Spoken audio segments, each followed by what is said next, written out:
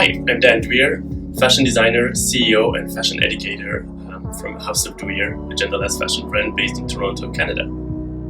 Welcome, and may we begin by introducing your artistic and fashion endeavors and perseverance, please? Sure. So actually my genderless fashion journey started when I was young already. It was very hard to find the kind of fabrics and the silhouettes I was looking for. So I had to go to women's wear, for example, to look at certain pieces, and I was already kind of mixing menswear and women's wear on my day-to-day garderobe and what I was wearing to go outside. So that's how I actually started my whole kind of gender breakthrough.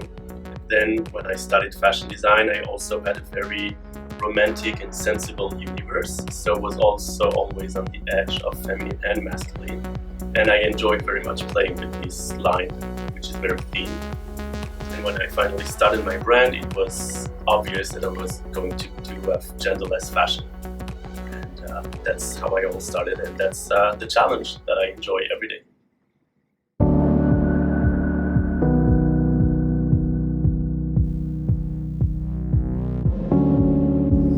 What have your basic objectives been in excogitating such genderless fashion? So for me, fashion is a tool to express oneself. Some artists use painting or sculpture. I use fashion to express my ideas. And I think as a fashion designer, my mission is to free everybody from gender boundaries and social boundaries. I think you should use fashion to feel comfortable about your body and to show that to the entire world. What do you think that genderless fashion is? So it's a very big subject and very complicated subject because you have also a lot of words out there. So you have genderless, gender fluid, you have non-binary, and they all mean many, many things.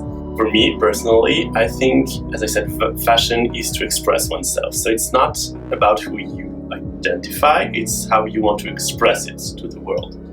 So you can be of any gender and then use fashion to show this. But you can be one day showing more feminine and then another day a masculine one, or someday just mixed everything and be more androgynous. So for me, this is really like about genderless fashion to kind of show how you feel the day you are wearing. And for me, for my clients, for example, and all my followers, it's very much, I believe that you dress the way you live.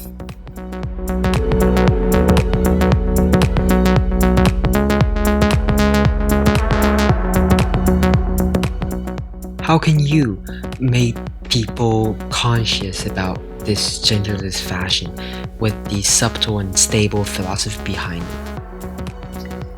So as I said, it's a very complicated and very broad subject. So it does have a lot of conversation around it, especially right now, which is great because we're finally starting to talk about this openly.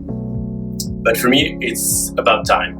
Like every trend that is setting, it always takes time. The jeans back in the day was very controversial and was like a workwear, and then until nowadays, everybody's wearing a jeans outside.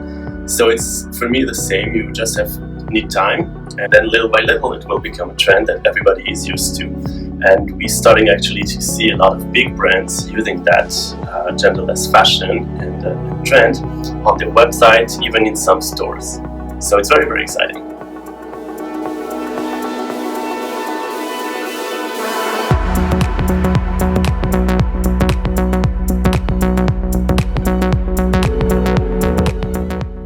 Do you think that genderless can be applicable to any field in the future?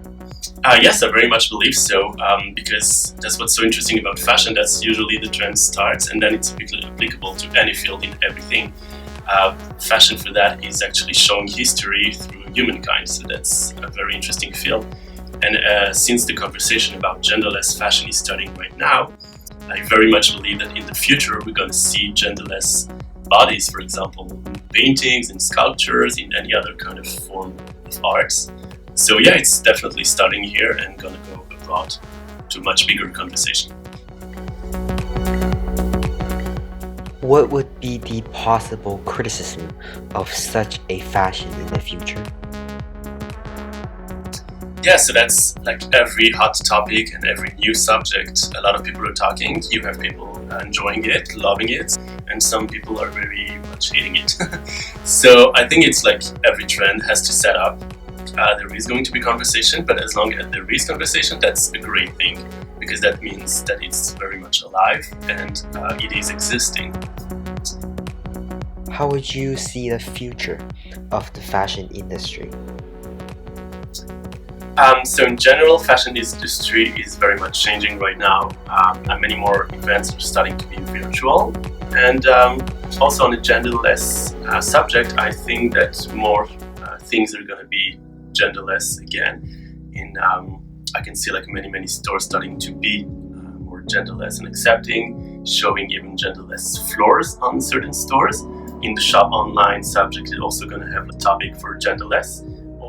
So the future is very bright for fashion. It's never going to die. I think it's going to be very festive and very joyful once this pandemic ends. So let me show you a few of my pieces from my past collection and a few of new ones. Here, for example, I have a winter puffy coat. So the whole thing is actually to mix masculine and feminine coats into garments. So you know how you can tell if it's a men's or a woman's garment by the way it closes, if it's left to right or right to left. By putting a zipper in the front, it mixes all that and blurs the line. Another one is this top in wool, an eco-friendly fabric that also kind of mixes the boundaries. So this is a new piece on which I am actually playing on some cut and pattern pieces with an interesting back and seams turning around the leg. The whole idea is to still produce genderless pieces, but more avant-garde looking. And here finally you have this, which is kind of my take on a formal wear. So again you have the shawl lapel, which is a masculine and feminine look mixed together with the zipper, so you can't tell if it's men's or women's. And underneath you have a shirt with all the details from a regular fitted shirt. But again, it's all mixed with this lapel in the front and this plaquette that mixes both lines with some snaps back. So this leather detail also kind of shows the tie effect when you wear a blazer for a more formal wear, but without all the formality of a tie and the gender influence.